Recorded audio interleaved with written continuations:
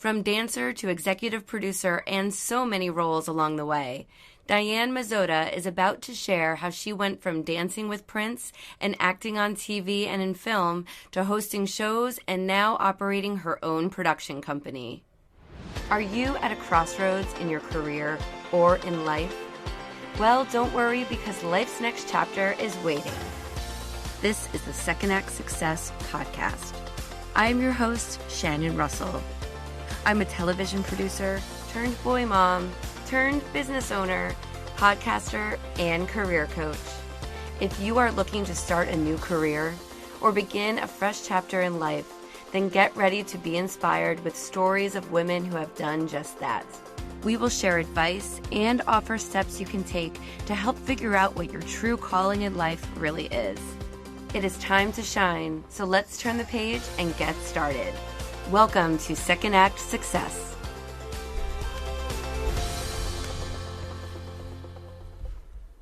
Today's guest is Diane Mizota. I met Diane about 13 years ago or so when she was the host of a web show I produced for Yahoo TV in Los Angeles.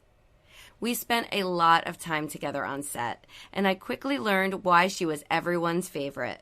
From the crew to our guests, she was amazing on camera and off. I am lucky to call her a friend, and I can't wait for you to hear all that she has accomplished and continues to accomplish in her career. Let's meet Diane Mizota. Welcome, Diane. Thank you so much for being on the show with me. Thanks for having me. Diane and I worked together in Los Angeles. She was the talent and I was a producer at Yahoo. That's where we first met. And it's been wonderful to stay friends with you on social media now that you're on the West Coast and I'm on the East Coast. I'm just so happy to catch up and hear about your transitions from one part of the industry to another. But I feel like I've had many transitions. Oh, yeah. I'm like my 14th act and not just my second act. But, we can just dive in wherever you want to go. Well, let's start from the beginning. Let's start from high school or college. Just take me back to the beginning. Sure. When I was in high school, I just loved dance. Like I just loved it to my core more than anything else. And I had just one teacher who I asked, do you think I could do this professionally? Because I was ready to just go to college and okay, that's my hobby. That one teacher said, yeah. And then I was like, okay, here we go. I'm in. Went to UCLA, and it's a great school, but I wanted to sort of get my degree, make my parents happy, and then I would take 15 to 20 dance classes a week on top of my course load. And long story short, I just loved it so much. I didn't care if I ever made any money. I didn't care if I lived in a tiny studio apartment for the rest of my life. I just loved it. And it made me feel powerful and happy and confident. So yeah, I was a professional dancer for, probably 10 years almost. What was your first paid dancing job? Do you remember? Yes, I do. My first paid job was given to me by my friend Robert, who actually I got him on this tech company producing job with me now. We've known each other for 30 years. He hired me to dance in this Vietnamese variety show called Paris by Night. It's like any Vietnamese friend of yours will know this show. It was basically like music videos for the Vietnamese American community. And so we would do all these dance numbers. And it was an incredible training because they would do a samba and then they do a traditional Vietnamese dance and then they do a hip hop number and then we just had every crazy prop and every crazy costume you could imagine. It was the best training ground. That first job, they paid me $600 for 3 weeks of rehearsal and a show. And I had to drive to Orange County to rehearse in a warehouse. Oh, it was so, and I just remember thinking this is the sweetest money ever because I got paid to dance. And, but everybody has to start somewhere. Absolutely. And then it just grew from there. Any other dancing stories that you want to share or different kind of dancing roles that you had? I got to dance for Prince. It was pretty amazing. I got to dance on the Academy Awards and I got to dance in a Gap commercial and a Friends episode and all kinds of movies and television shows. It was such a fun experience. My like core group of friends now here in LA are all dancers. We just stuck together and I love that. Like I found my tribe of people and we've supported each other through all of life, which is such a gift. I guess that's the gift of staying in one place and living there for a really long time. But during that time, you audition for commercials and people are like, oh, what about acting? And so then I kind of grew in that direction. I would still dance a little bit, but started to work a lot as a commercial actor. And I was like, oh my gosh, you can make these residuals and you don't have to dance on wet concrete at 2 a.m. in a music video. This is amazing. So I started to do that. Again, it's sort of like these people along the way who kind of give you a little nudge. People who said, maybe you should try hosting because it's a lot of the same muscles that make you successful as a commercial actor. Like you're comfortable in front of the camera, you can deliver copy, you are relatable and warm and like kind of, not dour. I was never that kind of like dour, like serious actor. I'm a big goofball. Hosting just sort of became a natural fit for me. And it's where the work was flowing. Sometimes it's like, you can want something, but if it's not flowing for you in that area, then maybe you kind of make a pivot and go and see where it is flowing. And so that's very much what hosting was for me. I loved being part of a production. Like actors, you come in for like one day and then you're done. You don't know anyone, you sit down for lunch and you're kind of like, I don't know, who do I sit with? And hosting, I found very much like getting to work with people, getting to build relationships with my producers and with, the crew and stuff. And I found that really enjoyable. It's more collaborative, right? You're learning all different sides of the production. Right. I feel like having a background as a dancer, like being an actor, you come on set, you go to your trailer, they bring you to work, and then you go home. As dancers, when you're on set, you're always hanging out in a group. You're like goofing off, telling stories, eating craft service. Like everybody's hanging. It's like a big family feeling. So when I started to do acting, I'm like, where's everybody hanging out?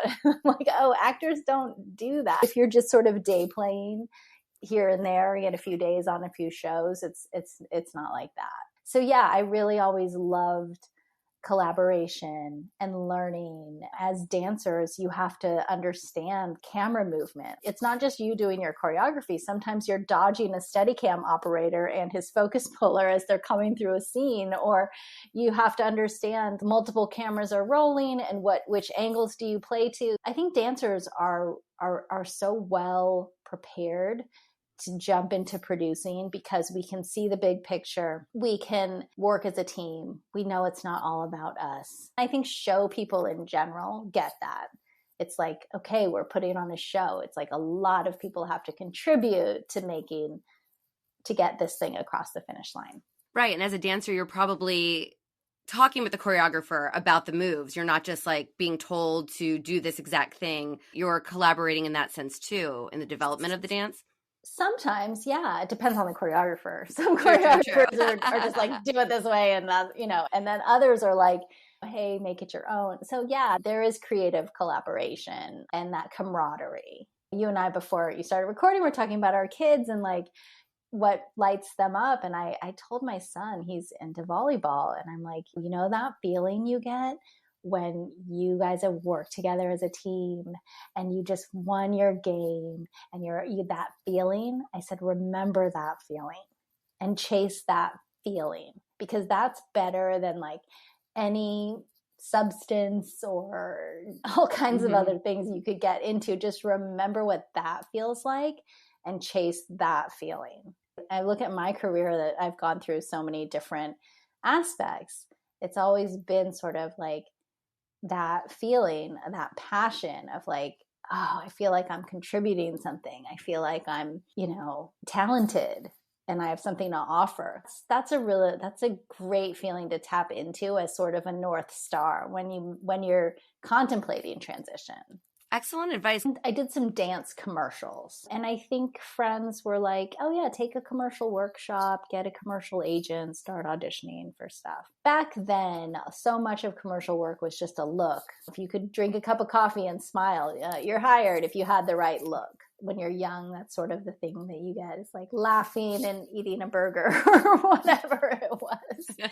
But it was a great education. And then I remember I was waiting tables and an acting teacher came in and they were like, you have such a great look. Like you should definitely be an actor. And they gave me their card and they probably did that like, I don't know, 50 times a day. I have no idea, but I just thought, do you think I should be an actor? And I ended up taking a course at their school and then getting a theatrical agent who's still my agent to this day and auditioning for television and movies and all of that stuff, which to be quite honest, always felt stressful to me. Like it didn't flow in the same way that commercials did. You know, when you're young and you're auditioning for things and they say open to all ethnicities. Well, you go in and there's like a Black girl and there's a Black guy and there's maybe a Latina woman and you, and then you see who they cast and they cast like a white person as the white person's best friend. Like I didn't recognize it at the time, like just how much structural racism there was. Just if you even look back at old TV episodes, they definitely weren't as diverse as they are now. We're rewatching The Office. So am I. But are you really?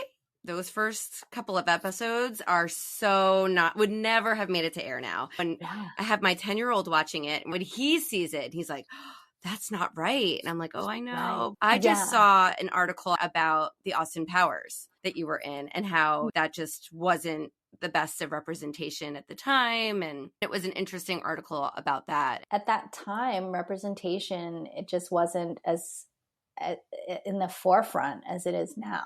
And I look back at my younger self and how much I sort of internalized the norms of this business at that time. It was almost like self-limiting. There were so few people that looked like me as series regulars, movie stars, in any capacity.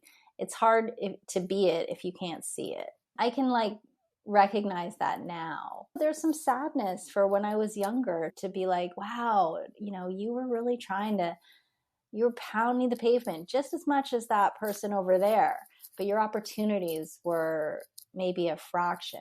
That being said, I didn't feel as limited in commercials because commercials at that time, they were more diverse. Whether it was tokenism or not, there was definitely more work.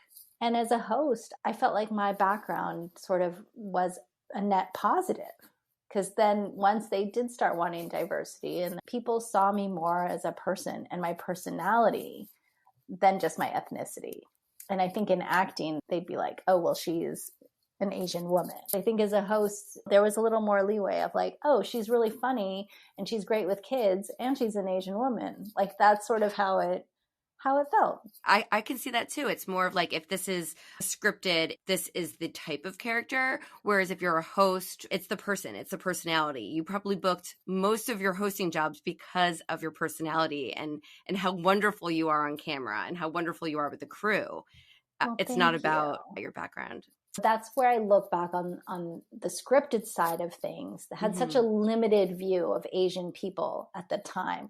Like you weren't from here. It's like, no, I was born in the Valley. I've lived in California my whole life, but there just weren't any roles for people that looked like me. And I'm like, I don't always want to play an immigrant. I don't always want to play a sex worker who's trapped in a shipping container being saved by Law and Order SVU. Like that's not at all anything I can relate to in my experience. So yeah, hosting in the unscripted space, I felt like enabled me to be myself, to bring my perspective to things and my personality, and the work just kept coming, which was awesome. And I hosted shows about video games and about overweight pets and about kids decorating. Like I was the host of Trading Spaces, Boys versus Girls, and some kids will still email me like, oh my gosh, I remember that episode. Like back when those decorating shows were all the rage. It was huge. What about your partnership with, was it Rue La La that That was how Yeah. you got on Yeah. Access Hollywood, right? Yeah, there was a girl who had the job. It was a branded segment on Access Hollywood, and she was going on her honeymoon or something. So I ended up auditioning, and then I ended up with that job for 5 years, which is so crazy when you think about it. I would host a weekly segment on Access Hollywood for Rue La La, and just got to talk about products and I felt like shopping with a friend. It was super fun. I think that also just helped informed my brand storytelling as a host. How do you make these products feel relatable to an audience? How do you tell the story of how they might be useful or make someone's life better, or they're just fun? And you have done branding. Like you were doing branding at Yahoo. You were doing branding when you worked with Ashton Kutcher back in the day. You know that. Yeah. I forgot that came about when we were at Yahoo. You got to witness that. I'll just tell a really quick version. Was that I was hosting with you at Yahoo, and Pop Chips had reached out to me and wanted to send me some free chips. And long story short, they were looking for people to create content for this campaign they were doing, and you had to get people to vote for you on social and make a video. I ended up winning and working with that company for 2 years. And that's really the seed that made me see, oh, brands need content, and they may not want to hire a whole agency and production company, but they might just want to hire like a lean and mean little production company that can just make fun stuff. I could definitely do that. So that was a real turning point in my career. I would say that was a transition of seeing myself as just a host talent, as to seeing myself as a creator and someone who could actually make stuff, like a producer. So yeah, you just never know. I didn't know like a random email from someone who had seen me on a Yahoo show would lead to a divergence in my career path. You could have just deleted that email, but the fact that you read it and you're like, sure, I'll try to do this. Yeah, I think I did ignore the first one, and then they came back again, and I was like, oh, this poor intern had to like send me, an internet host, another set of Pop Chips. But then I looked, and it was coming from like the CEO, and I'm like, what? So yeah, that's where I've learned time and time again as a freelancer. You just don't know what's coming around the corner. I saw that and thought, well, the first step was just asking the question, like, could I make a video for a brand? I don't know. Let me try. I didn't know how to edit, and I didn't really even know how to shoot, but I had just been on so many sets, been around so many directors and producers and cinematographers, and didn't really know at all what I was doing, but just sort of asked the question, like, let me just see if I could make something, and taught myself how to edit from YouTube videos. And then sort of the things just fell into place to start learning. I used my contacts that I had cultivated. And I think relationships, as you said, have been super pivotal in my career. But I had gotten into this kind of circle of bloggers, and they worked with brands. So I had no brand contacts, but I said, hey, pitch your brand a video and I can make something and charge them. I think I charged like $1,500 for a video, which was like really cheap. But at the time, I could pay a cameraman, I could edit it. And I looked at it as, oh, they're going to pay me to learn this new skill. So it didn't feel as risky because I wasn't really quitting my day job, which was freelancing as an actor and a host. I got that little feeling, those butterflies of like, I think I can do this. I think that this could work. And it just sort of very slowly, one step at a time, one learning at a time, I was able to get more clients and position myself as a boutique production company. You decide, okay, I'm going to start this production company, Zota Productions, right? Yes. Now you have to get an LLC and you have to start doing all the accounting side. There's so much more to opening a business. What was that like for you to learn? It was intimidating.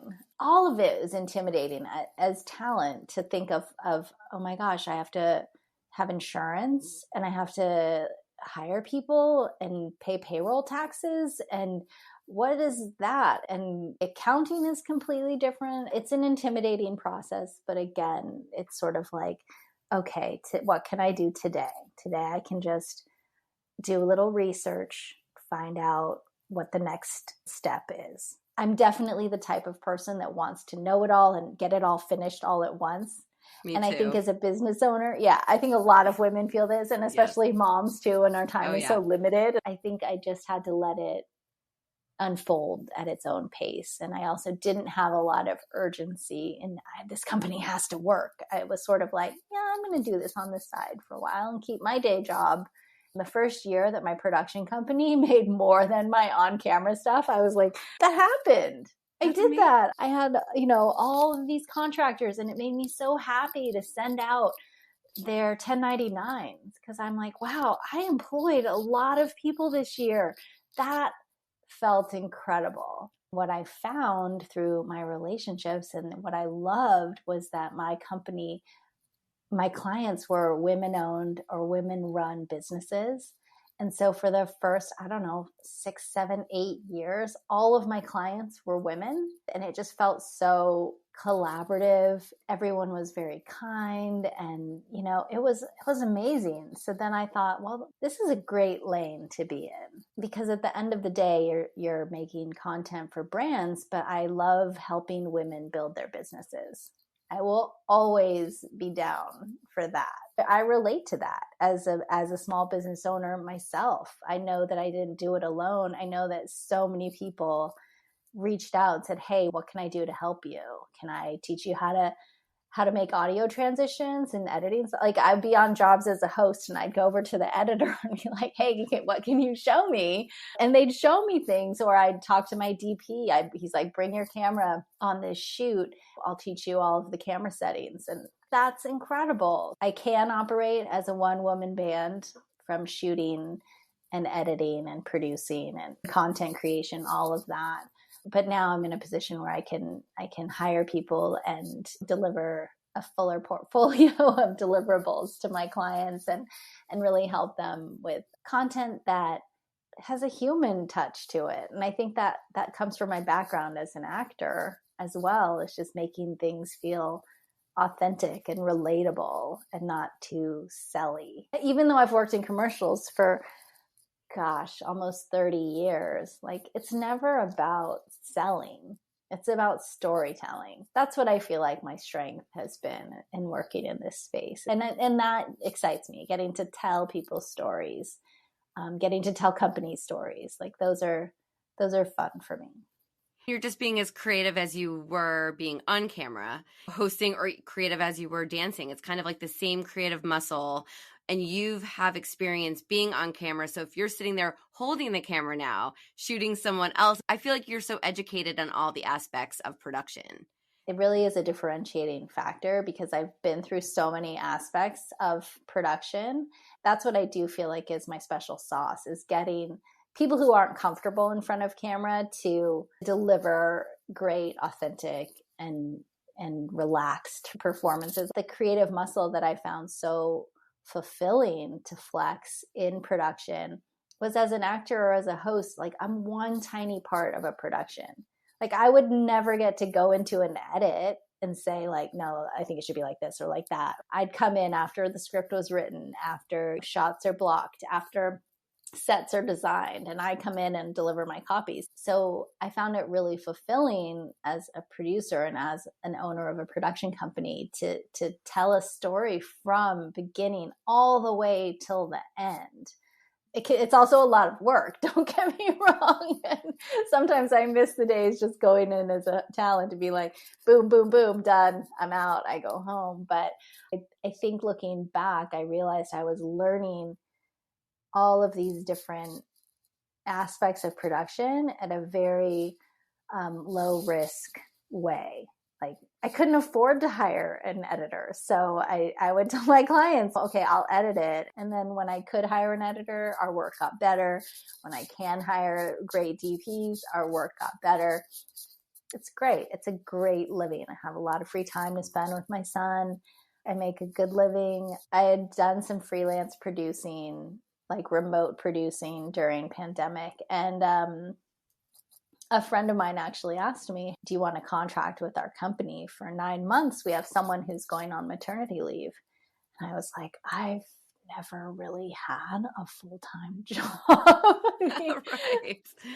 What would that be like? And that felt almost risky because I thought, if I'm a full-time for this company, will I lose all of my freelance connections? Will I be able to go back to that? I don't know. But I think in transition, there always is a leap of faith where you have to just trust that it's all going to work out one way or another. That's sort of the attitude I took. That must have been funny because then your production company became your focus and your on-camera work was like your side hustle. There was a time where it reached that sort of 50-50 point, and then I'm like, oh my gosh, like, do I invest more here? And it's tough. The hardest part about that is, as talent, you are at the mercy of deadlines to turn your auditions in.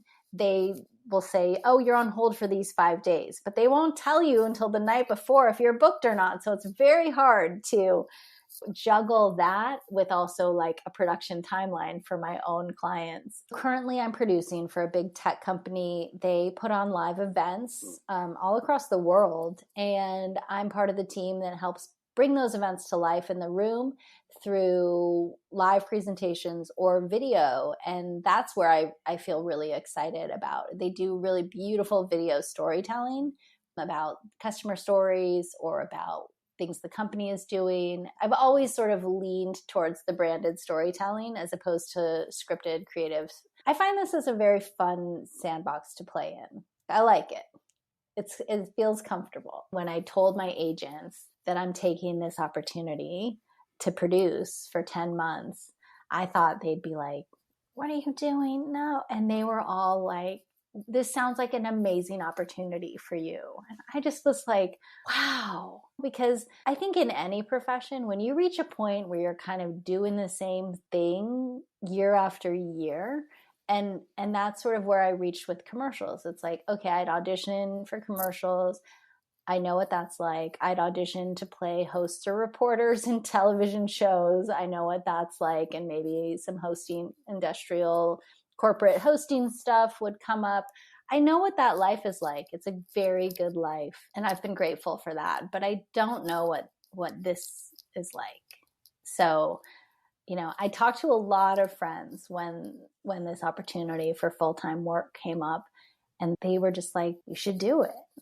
And I'm like, you know what? I can do it for 10 months and see and look at it as, what can I learn from this experience? I've been working in my little production bubble. I can learn, but I think my learning will be that much more accelerated working as part of a bigger organization, a big team with huge budgets. I'm going to learn so much. And maybe I'll bring it back to my production company, or maybe I'll join the circus and be a full-time employee. Who knows? I don't have to make that decision right now. I also recognize I bring a ton of experience to this role, because when you have transitioned in different ways, right, and have many different skill sets, you bring a lot to the table. I have a deep understanding of production workflow, all the way from an actor's position to like the final edit. And that's what I'm getting to do in this job, is so much of many different things and just part of a team, but working with from all the way from like conception through post-production. And yeah, it's fun. That actually is kind of perfect timing, because if this opportunity didn't come to you when it did, you'd be back out there trying to network and trying to ramp up your company again. And it's like a different beast now since COVID, where people aren't out and networking as much. I'm not in Los Angeles right now, but I've heard from a lot of friends that it's a slow time still.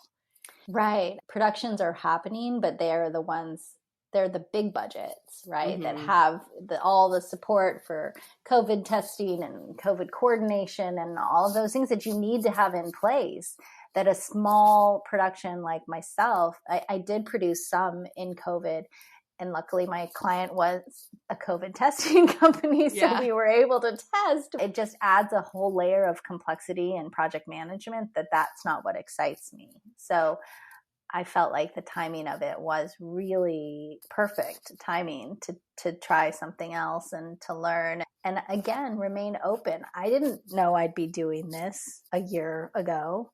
And I certainly don't know what I might be doing a year from now. But I think when I look back on my 30-year career, I think I always was taken care of. It didn't feel like it. There were times where I was like, oh my gosh, I was so full of fear. But I look back and I'm like, it all worked out. And at this point now, I'm like, this is going to work out too. Who knows what it's going to be, but it's probably going to be better than what I think it's going to be. So if I just remain open to what might present itself to me, then I think that I'll just keep growing and learning and I'll be taken care of. I'm a hard worker. I have a lot to offer. I don't think that I'll be, out on the street. And you have your company. So if this position doesn't open, you still have your company that you can make and continue to build however you'd like it. You can always go back to hosting or commercials or dance again. The world really is open to you. I do think that as I've gotten older and all the things that come along with getting older, and there are times where I'm like, I don't know if I can do this. I don't know if I can leave this, what life I know, and jump over here. What if I fail? What if I don't get any work? All those things become much more real. Now that your son is a little bit older, since when I knew him, he was just a little boy. But now he's so little. Oh, remember when he came on set with us that one day? I still have that picture. He was like just barely up to my waist, and now he's taller than me. He's like, it's crazy. And I was pregnant, and now my son is 10. It's just crazy. I know. But now that your son is older, you can actually kind of make decisions that are more for you and what you want to do, because he's not this little guy that you have to pick up from daycare and try to balance everything. So you must be able to take a little sigh of relief and kind of focus on you a little bit more than maybe in the past, right? Definitely. And one huge factor in all this is that he can walk to his school. When he's in sports season, he walks to school, he goes to practice, he comes home. He'd leave the house at 8 a.m. and he'd come home at 7 p.m. And I thought, if I was freelancing, I'd be watching a lot of Netflix on the couch during, as a single parent, and he's my only child. I was like, wow, the parenting is different now. It's no longer so much boots on the ground. So this job has come in such a perfect time. I work during the day. I'll maybe get some time in to go to the gym and then come back and work a little bit. And then he comes home, and the work-life balance is really nice. And like you said, you're learning on the job too. And if you still get to travel and kind of produce live events, it's great. That's something I have to remind myself of okay, they're paying me to learn. Mm-hmm. And I don't have to know everything all at once. There was quite a bit of ramp up into learning the whole corporate ecosystem. I remember the day that I actually first felt like I was able to contribute at this job and wasn't just asking a million questions. I just try to stay grounded in gratitude that I get to learn. I have steady work. My son's doing well. I get to be home a lot with him. At this phase of life, that feels like a luxury to not have to hustle and audition. What is your favorite aspect of the entertainment industry? You've done movies, you've done commercials, you've been in television, dance, now production. Do you have a favorite? That's so hard because I have so many great memories and crazy stories. But I think my favorite time in my career was being a dancer, because it just felt like I was running away with the circus, and I could not believe I was making a living. Someone was paying me to dance, what I loved more than anything in the world. Someone was going to pay me to do that. I've already won. I don't care. If it's $200 a week, I was just so thrilled. That time in my life where I felt like I'm doing it. Because also coming from a Japanese American family, and, my cousins are all, in corporate jobs or accountants or, lawyers, and nobody was a dancer. My aunt was a commercial artist. She was an amazing illustrator. And so getting to see that was inspiring. But I think that feeling of like, I'm going to kind of step outside of the lane here and do something different than what I think my family expects from me. I mean, my parents have been really supportive and they've surprised me. You know, you hear stories about typical Asian parents wanting you to be a lawyer or doctor or anything like that. But my parents always just said, we want you to be happy. And I was like, okay, I'm going to dance. And I'm sure that night they were like, what did we do? The fact that you could make a living from it shows something too. Not everyone can. Absolutely. I wasn't calling them and asking for money. I waited tables. They saw that I was like making it work. When I started doing commercials and they'd see me on TV and know, okay, Diane's making residuals because we see her on this commercial. I think that really did take the edge off for them. Is it fair to say that you prefer hosting over acting because it comes a little bit more natural and you get to put your personality into it? Yeah, I think it just fit me better. There are those people who are like, have to act. And I remember Charlize Theron had a quote that she's like, don't do this profession if there's anything else you can do, because it's so full of rejection and hardship and it's really brutal. And I remember thinking like, well, there's lots of other things I should do. Maybe I shouldn't be an actor. I didn't have that fire in my belly for it the way I did for dance. And I knew that. And so I think hosting, it flowed. It was more fun for me and I wasn't stressed. I didn't have knots in my stomach before an audition and I felt more confident and capable. It ended up being just such a blessing that those jobs came my way, because I see now that as a host, I had much more leeway to learn other parts of producing and to work closely with producers like you and other friends of mine who've shown me the ropes, and I sort of learned by watching a lot of times. That has definitely paved the path for where I am now as a producer and a business owner. The freelance world that you and I are both very much used to, nothing's ever permanent. And I think for a lot of our listeners who aren't used to this kind of lifestyle that we are, kind of going from one job to the other, what kind of advice from your side would you give someone who just knows they need to make that change, but it just seems so scary? Follow your gut. And if your gut is saying, hey, let me try this out on the weekends, or maybe try to make a little bit of time and just see if I can, make this or sell this or whatever. I love, there's another podcast that I always am inspired by, and it's How I Built This. It's an NPR podcast about people and building their businesses. I am so inspired by that, because a lot of times it just starts with like, hey, we thought this is a good idea. and there's crazy ups and downs. I think just taking that first step is asking the question, like, could I just, whatever that tiniest, smallest step is, taking it, just make a beginning. And you don't have to be perfect and you don't have to figure it all out, but just make a beginning. It's a great start. And then who knows where it will lead. So just asking that question and being open to whatever might come, because it might not be what the business you think it's going to be. I've been in a risky profession for a very long time, but it does get easier. The more you try to take those little steps and it feels scary and it feels terrifying, that part gets easier if you just keep making the leap. And like you said, that was the question you asked yourself. Could I do this?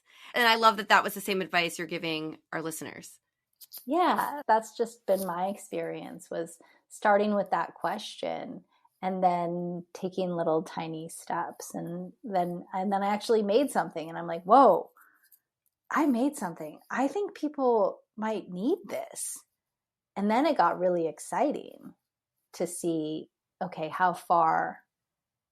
what would be the next bigger step I could take? Name one thing that these different chapters in your life have taught you.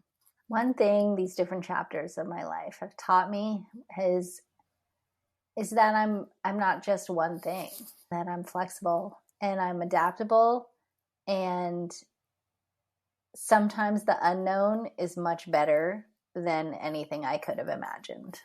Would you recommend taking a leap into a big life change to your best friend? I'm a Virgo, and I don't know if I'm an advocate of a big leap. If it were my best friend, I would say that same thing. Like dip a toe in, see how it feels. Then maybe dip 2 toes in, see how that feels. And then, you know, when you're ready for a leap and you feel supported and safe, leap away. So I don't know if I'm a big leap advocate. I'm more of a like baby steps add up. I'm obsessed with threads that kind of thread our first act, second act, all of our acts together. I wonder what you think your thread is from dancing until now.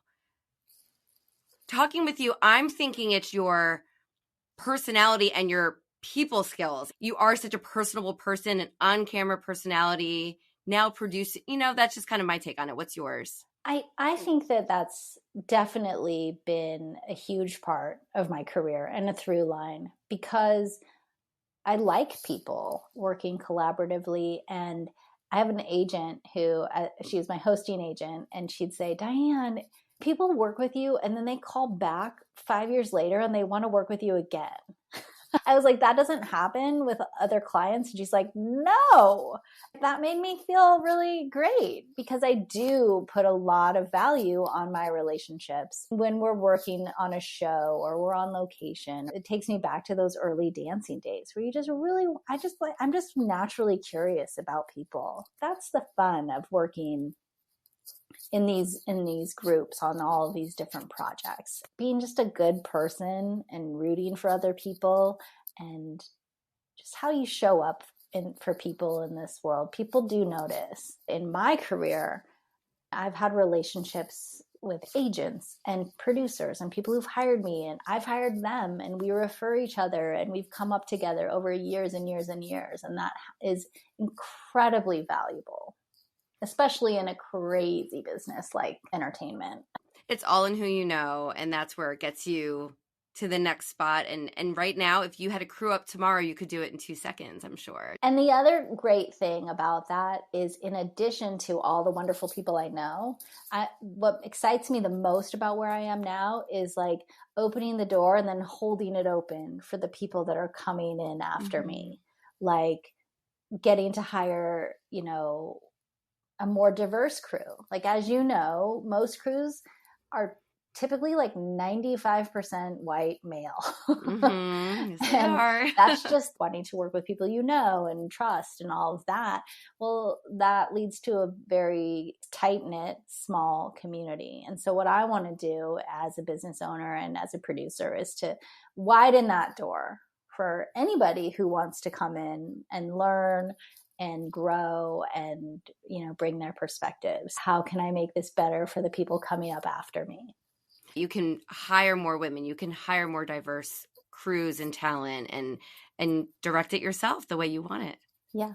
All right. Yeah. So what does the next chapter look like for you? I don't know. I hope that my next chapter, I get to do more direct storytelling through video. I feel like my future lies in being a director.